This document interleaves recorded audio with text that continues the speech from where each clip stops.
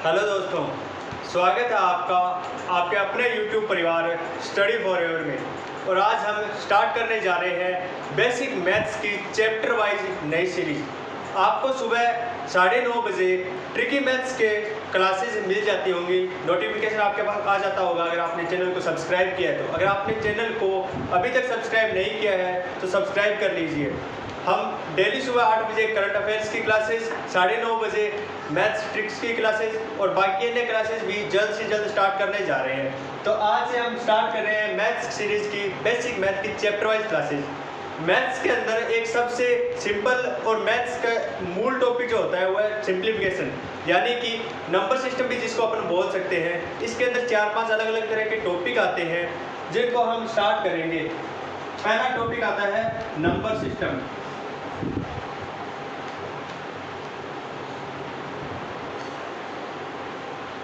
बहुत सी जगह पर पहले नंबर सिस्टम नहीं कराया जाता है, लेकिन मेरा मानना है कि अगर आप पहले नंबर सिस्टम को कर लेते हैं तो मैथ्स के बहुत से टॉपिक आप इजीली सॉल्व कर सकते हैं। जैसे नंबर सिस्टम के बाद आप सिंप्लीफिकेशन, करनी घातांक और अन्य कई जो टॉपिक होते हैं वो आप इजीली सॉल्व कर सकते हैं। तो फ्रेंड्स, ये पहले स्टार्ट करेंगे आज फर्स्ट लेक्चर नंबर सिस्टम से। और नंबर सिस्टम में कुछ छोटे छोटे पॉइंट डिस्कस करने जा रहे हैं, क्योंकि आज ये मैथ्स की डेमो क्लास है। अगर आपको क्लास पसंद आए तो लाइक करना और आगे शेयर ज़रूर करना, और आपके जो भी सुझाव हो वो कमेंट बॉक्स में देना। तो दोस्तों, स्टार्ट करते हैं आज हम जो फर्स्ट पॉइंट है जातीय मान से।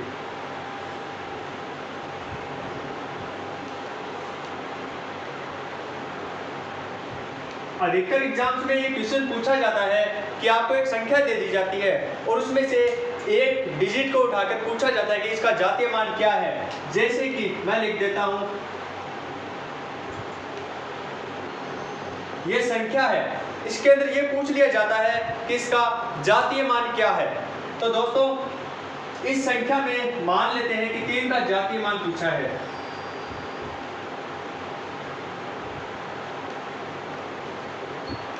तो दोस्तों, जातीय मान वही होता है जो वो संख्या होती है। जैसे कि 3 का जातीय मान पूछा है तो 3 का जातीय मान खुद 3 ही होगा, यानी इसका जातीय मान 3 है। इसमें किसी भी संख्या का पूछ लिया जाए, जैसे कि पूछे 6 का जातीय मान क्या है, तो 6 का जातीय मान 6 है। अगर कोई भी अन्य एग्जाम्पल ले अपन, और जैसे कि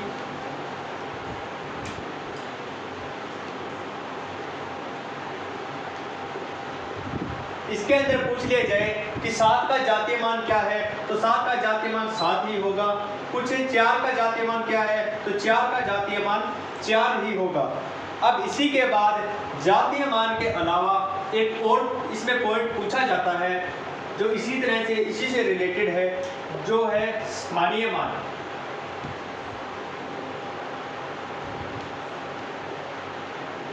जातीय मान की ही तरह स्थानीय मान का क्वेश्चन आता है। जैसे कि आपको कोई भी संख्याएं दे दी जाती है और उनमें से एक डिजिट को उठाकर पूछ लिया जाता है कि इसका स्थानीय मान कितना होगा। तो फ्रेंड्स, देखते हैं। जैसे कि हमने संख्या ले ली 1 2 3 4 5 6 7 8। इसमें आपसे पूछ लिया जाता है कि जैसे 2 का स्थानीय मान क्या होगा।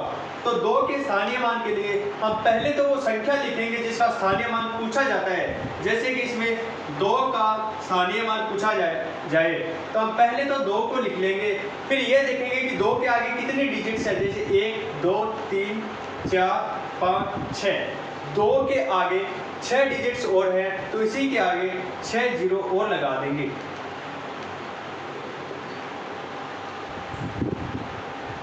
यानी कि इसमें 6 जीरो लगाने के बाद अब इसका आंसर होगा 20 लाख। इसका स्थानीय मान है।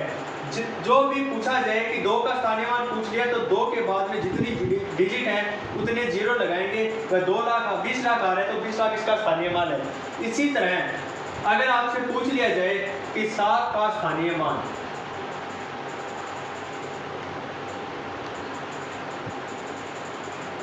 तो इस क्वेश्चन में 7 का स्थानीय मान होगा 70, क्योंकि 7 के बाद सिर्फ एक ही डिजिट है तो इसके आगे एक ही जीरो लिखा जाएगा। इसी तरह कुछ और एग्जांपल्स करते हैं।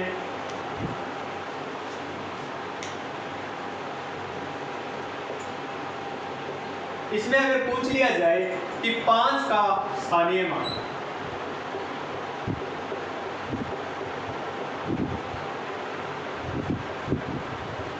तो अगर यहाँ पे 5 का स्थानीय मान पूछा जाए तो पहले हम यहाँ पे लिखेंगे 5, फिर उसके आगे 3 डिजिट है 1 2 3, तो इसके आगे 3 जीरो लगाएंगे तो ऑप्शन में आपको मिलेगा 5000।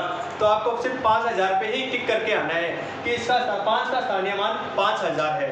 तो दोस्तों अब इसके आगे हम देखते हैं विभाजकता के नियम। स्थानीय मान और जातीय मान दोनों हमने अच्छे से कर लिए। आई होप आपको समझ में भी आ गया होगा। अगर आपको समझ में नहीं आया है और किसी क्वेश्चन में आपको दिक्कत है तो अगर आप हमें वो क्वेश्चन भेजना चाहें तो आप हमें टेलीग्राम ग्रुप पे भेज सकते हैं। और अगर कोई और दिक्कत आ रही है जो आप हमसे डिस्कस करना चाहते हैं तो आप हमें कमेंट बॉक्स में बता सकते हैं। अभी देखते हैं विभाजकता के नियम।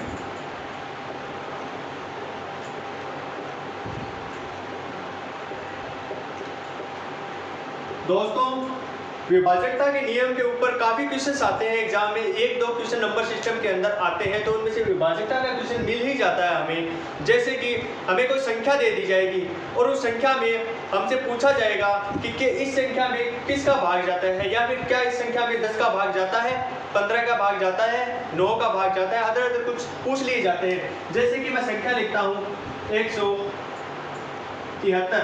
अगर आपको पूछ लिया जाए कि क्या 173 में 3 का भाग जाता है तो मैं बोलूँगा 3 का नहीं जाता, इसमें 9 का भी नहीं जाता, इसमें 4 का भी नहीं जाता, इसमें 8 का भी नहीं जाता, इसमें 2 का भी नहीं जाता, इसमें 5 का भी नहीं जाता, यानी कि इसमें लगभग संख्याओं का भाग नहीं जाता।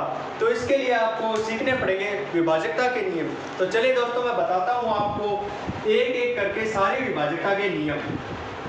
बात करते हैं 2 के विभाजकता के नियम, यानी कि कौन कौन सी संख्याएं हैं जिनमें 2 का भाग जाएगा। शुरू करते हैं तो वह संख्या जिसके इकाई अंक,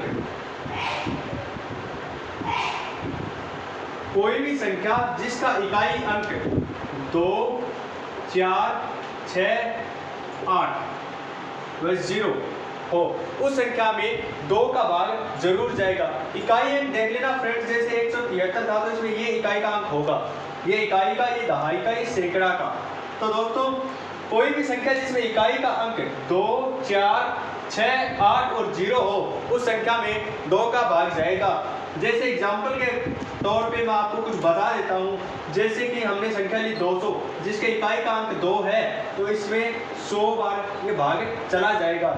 इसी की जगह अगर हम कोई भी संख्या लेते हैं जैसे 172 जिसके इकाई का अंक 2 है, अगर इसमें 2 का भाग दे तो 86 बार इसका भाग चला जाएगा।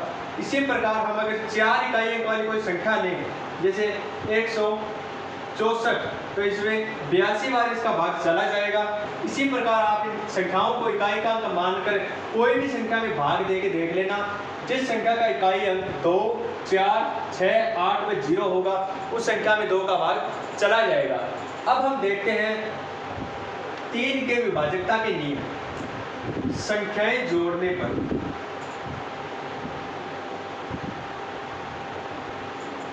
संख्याएं जोड़ने पर, यानी कि आपको क्वेश्चन में जो भी संख्या दे रखी हो, जैसे कि हम 173 ही ले लेते हैं, ये संख्या जो दे रखी है हमें, हम इस तीनों संख्याओं को जोड़ेंगे। जैसे कि 7 + 1 8 और 8 + 3 11 हो जाता है। अगर इन संख्याओं को जोड़ने पर ऐसी संख्या आए कि जिसमें 3 का पूरा भाग चला जाए, यानी कि उस पूरी संख्या में फिर 3 का भाग जाएगा। जैसे 173 को पूरी संख्या को जोड़ने पर 11 आ रहा है, तो 11 में 3 का भाग कभी नहीं जाता, यानी कि इसमें 3 का भाग नहीं जाएगा। अगर इसी की जगह हम लिखें 174 तो 174 को जोड़ने पे इसका आता है 7 और 1 8 8 और 4 12, इसका योग 12 आता है। और 12 में अगर अपन 3 का भाग दें तो 4 बार भाग जा रहा है, यानी कि 174 में पूरी संख्या में 3 का भाग जाएगा। अगर आपको फिर भी कोई डाउट है तो आप भाग लेके देख सकते हैं। अगर इसमें 3 का भाग देंगे तो 5 × 3 = 15, 2 हासिल बचेंगे, आगे 4 24, यानी 8 × 3 = 24, 58 बार इसका भाग चला जाएगा। आप कोई भी संख्या लेके देख लेना, चाहे बड़ी से बड़ी हो या छोटी से छोटी हो, विभाजकता के नियम से आपको पता चल जाएगा। जैसे कि हम ये संख्या लेते हैं, इस संख्या को हम जोड़ते हैं तो 7 और 5 12, 6 18, 20, 8 28 और 4 32। 32 आता है। तो क्या 32 में 3 का भाग जाता है? नहीं जाता। 32 में 3 का भाग नहीं जाता तो इस पूरी संख्या में 3 का भाग नहीं जाएगा। आप इसको भाग करके देख लेना। अगर इसी की जगह हम लिख दें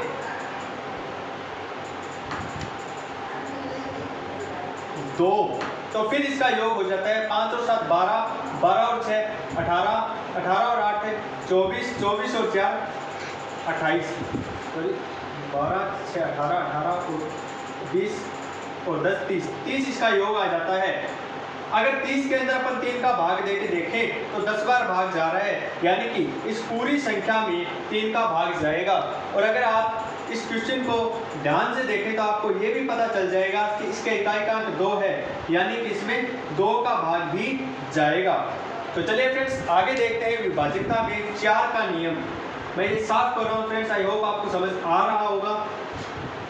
आगे देखते हैं 4 की विभाजकता का नियम। वह संख्या जिसके इकाई व दहाई के अंक में, कोई संख्या जिसके इकाई व दहाई दोनों में 4 का भाग जाता हो, उस पूरी संख्या में 4 का भाग चला जाएगा। जैसे हम लिखते हैं 146। अब देखते हैं क्या 46 में 4 का भाग जाता है? नहीं जाता। तो यानी कि पूरी संख्या में इसका भाग नहीं जाएगा। अब अगर हम देखते हैं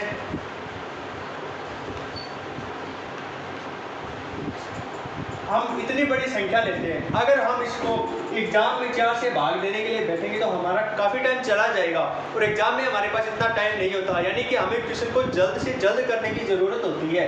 तो टाइम बचाने के लिए हम इसमें अगर हमें आते हैं विभाजकता के नियम, तो हम इसको बहुत इजीली कर सकते हैं। जैसे कि हम इसमें दे रखा है इकाई व दहाई के अंक में अगर 4 का भाग जाता है, यानी कि पूरी संख्या में 4 का भाग जाएगा। तो ये जो लिखा है 24 में अगर हम 4 का भाग देंगे तो ये 6 से भाग चला जाएगा। 6 से पूरा भाग जा रहा है, यानी कि इस पूरी संख्या में 4 का भाग चला जाएगा। हम आपको भाग देके दिखा देते हैं। जैसे 4 एकम 4, 1 हासिल बचा, ऊपर से 4, 4 तिया 12, नीचे बचा 2, ऊपर से 3, 500 का 20, ऊपर बचा 3, नीचे 2 और आ जाते हैं 800 का 32, 0 4 बचते हैं, ऊपर वाला 4 उतारेंगे तो इसमें 4 से एक बार चला जाएगा 4, यानी कि ये पूरा भाग जा रहा है। अगर आपको 4 का विभाजकता का नियम देखना है तो लास्ट की दो जो डिजिट होती हैं, जैसे इकाई और दहाई की जो डिजिट है उनमें 4 का भाग देके देख लीजिए। अगर उनमें भाग चला जाता है यानी कि पूरी संख्या में ही 4 का भाग चला जाएगा। आगे देखते हैं 5 के विभाजकता के नियम। 5 के विभाजकता के नियम वह संख्या जिसके इकाई का अंक 0 या 5 हो। कोई भी ऐसी संख्या जिसमें इकाई अंक 0 या 5 हो तो उस संख्या में 5 का पूरा भाग चला जाएगा। जैसे कि हम देखते हैं 500, तो जिसके इकाई का अंक 0 है यानी कि पूरा भाग चला जाएगा। अगर हम यहीं पे देखें कि 505, तो 5 अगर इकाई का अंक है तो इसमें भी 5 का पूरा भाग चला जाएगा। तो फ्रेंड्स आपको समझ में आ रहा होगा। आगे हम देखते हैं 6 के विभाजकता के नियम। हालांकि 6 के विभाजकता का नियम आपको बुक में भी नहीं दिया हुआ मिलेगा, क्योंकि ये एक इजी तरीका होता है जिसको बुक में नहीं बताया जाता और आपको खुद ही सोचना पड़ता है कि 6 का भाग उसी संख्या में जाएगा जिस संख्या में 3 का भाग जाए और 2 का भाग जाए। जिस संख्या में 3 और 2 दोनों का भाग चला जाए उसमें 6 का भाग भी चला जाएगा। यानी कि अगर हम देखें तो जैसे कि 174 ले लेते हैं, तो 174 को अगर जैसे इकाई का अंक 4 है तो यानी इसमें 2 का भाग भी चला जाएगा। इसको जोड़ते हैं 7 और 1 8 और 4 12 आ रहा है, 12 में 3 का भाग जाता है यानी कि 174 में 3 का भाग भी चला जाएगा। जिसमें 2 का और 3 का दोनों का भाग जा रहा है तो उसमें 6 का भाग भी कंफर्म जाएगा। तो ये इसीलिए बुक्स में नहीं दिया होता कि आप इसको, कॉमन सेंस की बात होती है, आप इसको समझ सकते हैं। आगे अगर देखते हैं 7 का, तो दोस्तों मैं 7 का आपको बता देता हूं, लेकिन ये बहुत हार्ड हो जाता है। इससे बेटर होता है कि आप आंसर निकाल लें। जैसे कि हमने कोई भी संख्या ली, जैसे 7 5 3 2 4, ये संख्या ले लेते हैं। तो इसमें 7 के विभाजकता के नियम में होता है इकाई के अंक को छोड़कर, यानी इकाई के अंक को छोड़कर इकाई के अंक का दुगना, अब ये 4 है तो इसका दुगना हो जाएगा 8। इकाई के अंक को छोड़कर इकाई के अंक का दुगना बची हुई संख्या में से घटाने पर, यानी इसको एक बार छोड़ देते हैं और इस संख्या में से 8 घटाते हैं, यानी कि ये बचेगा 7524। अगर इस संख्या में 7 का भाग जा रहा है तो पूरी संख्या में 7 का भाग चला जाएगा। तो दोस्तों ये आपके लिए मुश्किल हो जाता है और इतनी देर में मेरे हिसाब से आप 7 का भाग देख के पूरी संख्या में देख सकते हैं। तो 7 का विभाज्यता का नियम आप सीख लीजिए, लेकिन ये आपके लिए थोड़ा सा इतना आसान नहीं रहेगा, तो आप वैसे सीधा ही इसको देखें तो अच्छा रहेगा। अब आती है बात 8 के विभाज्यता के नियम की। 8 के विभाज्यता का नियम कहता है कि इकाई, दहाई व सैकड़ा, यानी कि लास्ट की जो 3 डिजिट होती है इकाई, दहाई व सैकड़ा, अगर इन 3 डिजिट के अंदर 8 का पूरा पूरा भाग चला जाता है तो इसका मतलब है कि पूरी संख्या के अंदर 8 का भाग चला जाएगा। तो देखते हैं, जैसे कि हमने लिखी ये संख्या, अब लास्ट की जो 3 डिजिट है इकाई, दहाई, सैकड़ा, अब इन 3 डिजिट के अंदर हम देखते हैं कि क्या 8 का पूरा पूरा भाग जा रहा है, तो यानी कि हमें इससे देख के पता चल रहा है कि 8 का इसमें पूरा पूरा भाग नहीं जा रहा, यानी कि फिर इस पूरी संख्या में 8 का भाग नहीं जाएगा। तो ये देखते हैं आगे कोई और क्वेश्चन। अब इसी के साथ एक और क्वेश्चन देखते हैं, जैसे कि 67, 95, 416। वैसे तो दोस्तों छोटी संख्या है, मैं जो बता रहा हूँ उनमें आप भाग देख के भी देख सकते हैं, लेकिन क्वेश्चन जो आते हैं एग्जाम में वो बड़ी संख्याओं के आते हैं। जैसे कि मैंने ये बताया, ये एग्जाम में आया हुआ क्वेश्चन है कि 67, 95, 416 क्या यह 8 से विभाजित है। तो हम इसकी देखेंगे इकाई, दहाई व सैकड़ा, यानी लास्ट की जो 3 डिजिट है इसमें 8 का भाग देके देखेंगे। अगर हम इसमें 8 का भाग देके देखते हैं तो 8 5 40 और 8 2 16, यानी 52 बार 416 में 8 का भाग जा रहा है। अगर इस लास्ट 3 डिजिट में अगर 8 का भाग जा रहा है तो दोस्तों इसका मतलब है कि इस पूरी संख्या में ही 8 का भाग चला जाएगा, यानी ये पूरी संख्या 8 से डिविजिबल है। तो दोस्तों 8 का हो गया। अब आगे हम देखते हैं 9 का विभाज्यता का नियम। दोस्तों 9 का विभाज्यता का नियम कहता है कि जैसे 3 का भाग चला जाता है कि पूरी संख्याओं को जोड़कर अगर हम उसमें भाग दें, अगर 3 का भाग पूरा पूरा जाता है तो यानी पूरी संख्या में 3 का भाग चला जाता है। उसी प्रकार अगर सारी संख्याओं को जोड़कर उसमें अगर 9 का भाग जाता है उसके योग में, तो 9 का भाग पूरी संख्या में जाएगा। जैसे हम देखते हैं 73, 89, 75, 517, जैसे ये संख्या, अगर आप इतनी बड़ी संख्या में एग्जाम में भाग देने बैठ जाओगे तो आपके कम से कम 30 से 40 सेकंड आराम से चले जाएंगे। अगर आपको आता है विभाज्यता का नियम तो आप ये थोड़ी ही देर में कर सकते हैं। जैसे कि इन पूरी संख्याओं को जोड़ना, 10, 8, 18, 18 और 9, 27, 27 और 7, 34, 34 और 5, 39, 39 और 1, 40, 40, 5, 45, 45 और 7, 52, यानी कि 52।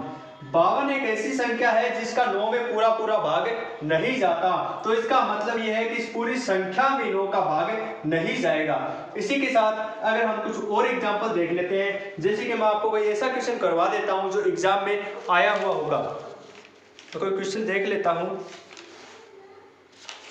जैसे कि एक क्वेश्चन है 75, 46, 23। ये एग्जाम में आया हुआ क्वेश्चन है एसएससी एमटीएस के अंदर। तो अगर हम इसको देखें तो इस पूरी संख्या के क्वेश्चंस को जोड़ लेते हैं। जैसे 7 और 5 12, 12 और 4 16, 16 और 2 18, 18 और 6 24, 24 और 3 27, इसका योग होता है 27। अब 27 में 9 का पूरा पूरा भाग चला जाता है, यानी कि इस पूरी संख्या में ही 9 का भाग चला जाएगा। और आप एक नॉर्मल सी बात है, इसको ध्यान में रख सकते हैं, अगर किसी संख्या में 9 का भाग जा रहा है इसका मतलब इस संख्या में 3 का भी भाग जाएगा, यानी कि ये 3 से भी डिविजिबल है। तो अगर आप इस संख्या में 9 का वैसे भाग देके देखेंगे तो आप नॉर्मली बैठे घर पे देके देखना, इसमें 9 का भाग है, आपको कम से कम इसमें 40 सेकंड आराम से लग जाएंगे। और अगर आपको आते हैं विभाज्यता के नियम तो यही क्वेश्चन आपका 5 से 10 सेकंड ज्यादा से ज्यादा लगेंगे, यानी कि हाईएस्ट 10 सेकंड में आप इस क्वेश्चन को सोल्व कर सकते हैं। तो आइए दोस्तों आगे देखते हैं विभाज्यता के नियम। और तो दोस्तों अगर हम देखें 10 का विभाज्यता का नियम, तो ये तो आप सभी लोगों को पता है कि जिस संख्या के लास्ट में 0 आता है वो संख्या 10 से डिविजिबल होती है, यानी कि उस संख्या में 10 का भाग चला जाता है। आगे देखते हैं 11 का विभाज्यता का नियम। 11 का विभाज्यता का नियम। अब हमें अगर कोई संख्या दे दी जाती है, बड़ी संख्या है, तो उसमें अगर अपन 11 का भाग देके देखेंगे तो आपका बहुत टाइम निकल जाएगा। और एग्जाम में हम सोचते हैं कि जितना ज्यादा से ज्यादा टाइम बचा सकें उतना ही हमारे लिए अच्छा होता है। तो अगर आपको 11 का भाग देने के लिए 11 का विभाज्यता का नियम सीखना है तो आपको ये करना होगा कि जैसे आपको कोई भी संख्या दे दी जाए, जैसे कि मैं कोई एग्जाम में आई हुई संख्या ही आपको बता देता हूं, 80, 16, 45, 91। ये एसएससी के एग्जाम में आया हुआ क्वेश्चन है। जैसे 80, 16, 45, 91, अगर आप इसके अंदर 11 का भाग देके देखोगे तो नॉर्मल सी बात है आपको काफी टाइम लग जाएगा। और इसी को अगर आप विभाज्यता के नियम से सॉल्व करना चाहते हैं तो इसमें यह होता है कि सम स्थानों की संख्याओं का योग व विषम स्थानों की संख्याओं का योग अगर उनका अंतर करें, इसमें मैं यहां पे लिख देता हूं, सम स्थानों की संख्या का योग माइनस विषम स्थानों की संख्या का योग। सम और विषम यानी कि 8, 1, यानी कि ये 1 पे, ये 2 पे, ये 3 पे, 4, 5, 6, 7, 8, इसमें 8 डिजिट है। सम और विषम आपको पता ही होगा, 1 और 3 विषम है, 3 और 5 विषम है, 5 और 7 विषम है, यानी कि 8, 1, 4, 9 ये जो संख्याएं हैं वो विषम स्थानों पर आ रही है। और उसी प्रकार 0, 6, 5, 1 ये जो संख्याएं हैं सम स्थानों पर आ रही है। इसमें यह होगा कि सम स्थानों की संख्याओं का योग कर लेंगे और विषम संख्याओं की संख्याओं का योग कर लेंगे। अगर उनका अंतर 0 आता है या 11 आता है तो उसमें 11 का भाग पूरा पूरा चला जाएगा, अदरवाइज इसमें 11 का भाग नहीं जाएगा। तो हम इसको देख लेते हैं कि सम स्थानों की जो संख्याएं हैं वो है 0 + 6 + 5 + 1 माइनस देख लेते हैं सम स्थानों की संख्या विषम स्थानों की संख्याओं का योग 8 + 1 + 4 + 9। ये सम स्थानों की संख्याएं हैं, माइनस करना है विषम स्थानों की संख्याएं। आप ऐसे भी कर सकते हैं कि विषम स्थानों की संख्याएं माइनस सम स्थानों की संख्या, इसमें माइनस प्लस का कोई फर्क नहीं होता, बस इनका अंतर 0 या 1 आना चाहिए, वो चाहे माइनस में आए चाहे प्लस में आए। अगर 0 और 11 इसका अंतर आ रहा है तो इसमें 11 का भाग चला जाएगा। जैसे कि इनका योग होता है 12 माइनस इनका योग होता है 21, 22। अब इनका अंतर सम स्थानों की संख्याओं का योग आ रहा है 12 और विषम स्थानों की संख्याओं का योग आ रहा है 22, यानी इनका अंतर आ रहा है 10 अंतर आ रहा है तो इनमें 11 का भाग नहीं जाएगा। अब इसी के साथ मैं इसको एक और क्वेश्चन आपको करा के बता देता हूं जिसमें 11 का भाग चला जाएगा।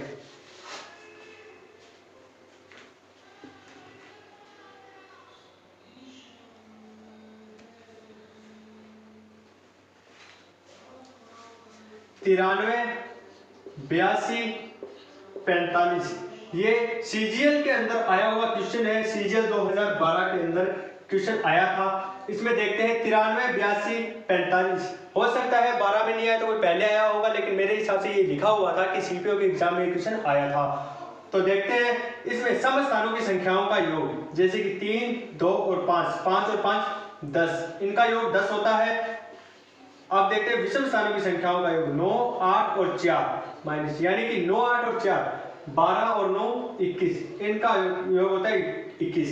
इनका अंतर आ रहा है 11 का। इसमें यह मतलब नहीं है कि माइनस में आ रहा है या प्लस में आ रहा है, आप 21 - 10 भी कर सकते हैं और 10 - 21 भी कर सकते हैं, लेकिन इसका जो अंतर है वो 11 और 0 आना चाहिए और इसका अंतर आ रहा है 11 का। इसका 11 का अंतर आ रहा है, यानी कि इसमें 11 का भाग चला जाएगा, ये 11 से विभाजित है। तो दोस्तों 11 तक के विभाजकता के नियम आपके लिए बहुत जरूरी है, ये आपको आने ही चाहिए। अगर आपको 11 तक के विभाजकता के नियम नहीं आते हैं तो आपको बहुत से क्वेश्चंस जो है बहुत टाइम कंज्यूम करेंगे आपका। यानी आपको एक बार फिर से बता देता हूं, जैसे कि मैंने संख्या ली है 1025। अगर 1025 देखें तो इसमें क्या 2 का भाग चला जाएगा? नहीं जाएगा। 2 का भाग नहीं जाएगा, 3 का भाग नहीं जाएगा, 3 का भाग नहीं जाएगा, 4 का भाग नहीं जाएगा, 5 का भाग चला जाएगा, 6 का भाग नहीं जाएगा, 7 का भी नहीं जाएगा, 8 का भी नहीं जाएगा, 9 का भी नहीं जाएगा और 11 का भी नहीं जाएगा। यानी कि ये एक ऐसी संख्या है जिसमें सिर्फ 5 का भाग जाएगा। उसी प्रकार दोस्तों कुछ संख्याएं होती हैं जिनको आप ऐसे एग्जाम्पल के थ्रू करके देख सकते हैं। अगर आपको कोई भी ऐसा क्वेश्चन है जिसमें प्रॉब्लम आ रही है तो आप सॉल्व करने की कोशिश कीजिए। अगर आपसे सॉल्व नहीं हो रहा है तो हमें कमेंट बॉक्स में वो क्वेश्चन लिख के भेजिए, और या फिर हमारा टेलीग्राम ग्रुप का लिंक जो है डिस्क्रिप्शन में डाल दिया जाएगा, आप हमें टेलीग्राम पे भी कॉन्टेक्ट कर सकते हैं। तो देखिए फ्रेंड्स, ये थी आज की मैथ्स की डेमो क्लास कैसी लगी कमेंट करके बताइएगा। अगर क्लास आपको अच्छी लगी तो वीडियो को लाइक कीजिए और शेयर कीजिए, और अगर आपने हमारे चैनल को अभी तक सब्सक्राइब नहीं किया है तो हमारे चैनल को सब्सक्राइब कर लीजिए ताकि आगे की क्लासेस की नोटिफिकेशन आपके पास आती रहे। धन्यवाद फ्रेंड्स।